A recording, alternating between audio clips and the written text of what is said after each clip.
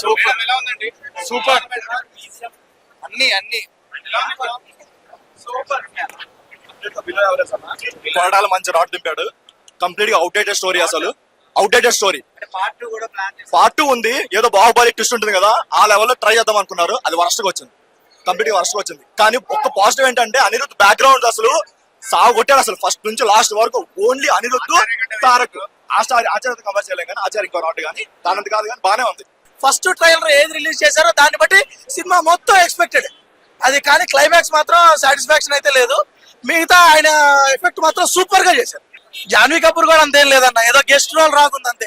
అనిరుద్ధ్ గారు ఆ తమిళ్ కి ఇచ్చినంత ఇది తెలుగుకి ఇవ్వలేకపోతున్నారు. అది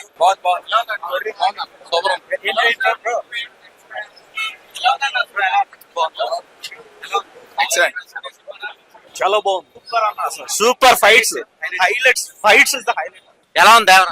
5 అయితే అసలు ఎక్సలెంట్ ఉంది, చాలా బాగుంది, చాలా అంటే చాలా బాగుంది. కంబ్యాక్ అని చెప్పుకోవచ్చా? కంబ్యాక్ అండి, ఎరగొట్టేశాడు, అసలు మామూలుగా కాదు. ట్విస్ట్ అసలు ఎవడో ఎక్స్పెక్ట్ చేయడు. బాలీవుడ్ లో ఎన్టీఆర్ మ్యాచ్ చేసే మాస్ హీరో లేడు. ఎన్టీఆర్ అన్నవాడు ఒక నటుడు, ఎన్టీఆర్ మించిన నటుడు లేడు ఇండస్ట్రీలో. జై ఎన్టీఆర్. ఎన్టీఆర్ అన్న యాక్టింగ్ అంటే ప్రతి మూవీలో స్పెషల్ గా చెప్పని అవసరం లే, దీంట్లో నటుడు అని కంప్లీట్ ఒక ఆ పదానికి ఫుల్ఫిల్ చేస్తాడు అన్న. కాలర్ ఎగరేసుకునే సినిమా. అనిరుద్ధ్ స్కోర్ ఎలా? అనిరుద్ధ్ స్కోర్ చాలా బాగుంది.